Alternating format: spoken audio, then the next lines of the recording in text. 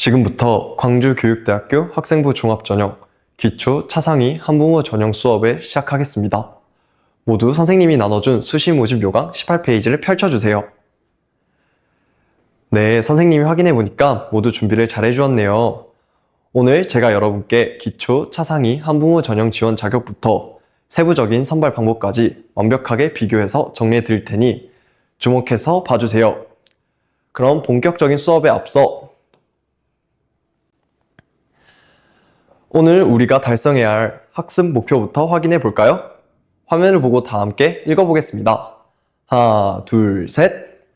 광주교육대학교 학생부 종합 기초 차상위 한국어 전형의 2027학년도 지원 자격과 전형을 올바르게 이해하고 비교할 수 있다. 좋습니다. 오늘 수업은 총 3개의 활동으로 진행됩니다. 활동 1. 지원 자격 및 제출 서류 확인하기. 활동 2. 선발 방법과 반영 비율 분석하기. 활동 3. 학교폭력 조치 사항 및 관련 사항 알아보기. 자, 먼저 우리가 지원할 모집 단위는 당연히 초등교육과입니다. 모집 인원은 총 10명인데 여기서 중요한 포인트는 이게 정원 외 전형이란 점입니다. 일반 학생들과 섞여서 경쟁하는 게 아니라 조건에 맞는 친구들끼리만 따로 경쟁하는 거라 합격 확률이 훨씬 높아지겠죠? 그건 고등학교 졸업자나 올해 졸업 예정인 친구들 혹은 법적으로 동등한 학력이 인정되는 친구들 중에서 딱 3가지 기준에 하나만 해당되면 됩니다. 첫째, 국민생활기초보장법 제2조에 따른 기초생활수급자입니다.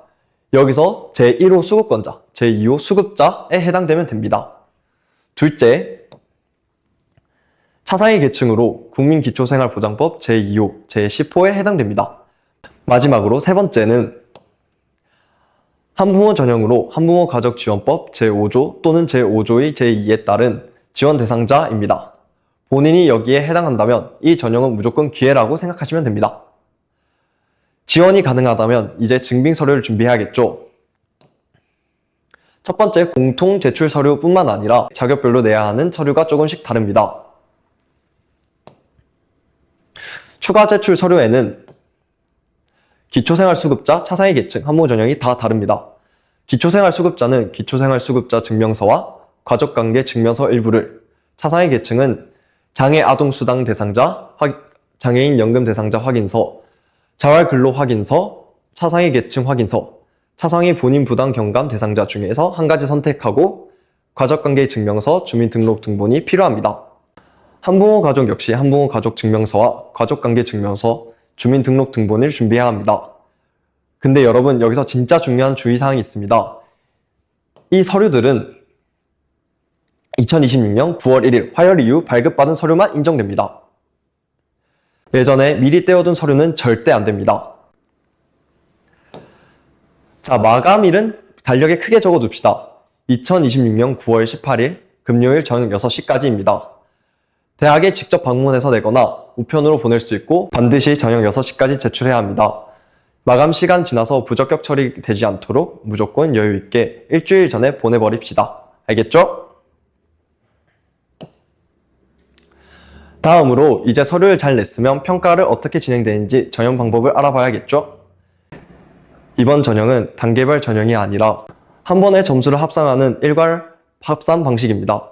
1단계에서 서류로 누구를 탈락시키는 게 아니라 지원한 학생 전원에게 면접 기회를 준다는 뜻이죠. 점수 반영 비율은 서류평가 70%로 700점, 면접평가 30%로 300점, 총 점수 1000점으로 계산하여 최종 선발합니다.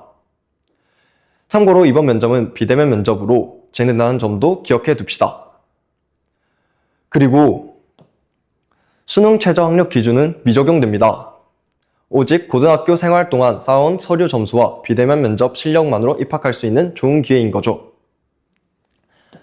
하지만 수능 최저가 없다고 해서 고등학교 생활을 대충 하면 안 되겠죠. 우리는 아이들을 가르칠 예비 교사를 뽑는 거기 때문에 학교폭력 조치 사항을 정말 엄격하게 봅니다.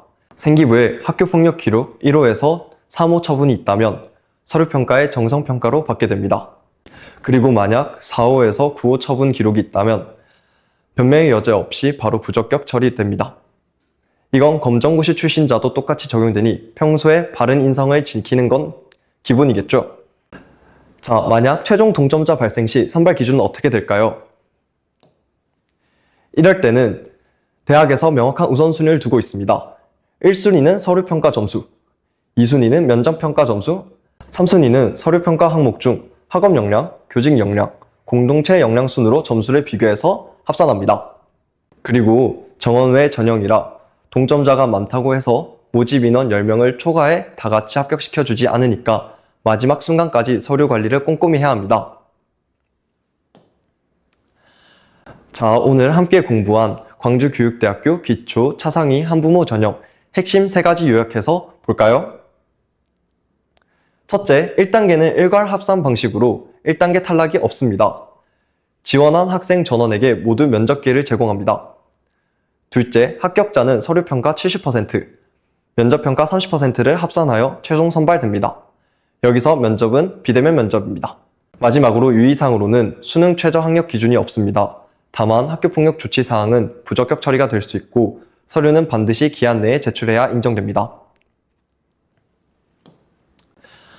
네, 오늘 이렇게 광주교육대학교 학생부 종합전형 중 기초, 차상위, 한부모 전형의 핵심에 대해서 알아보았는데 머릿속에 쏙쏙 정리되었나요?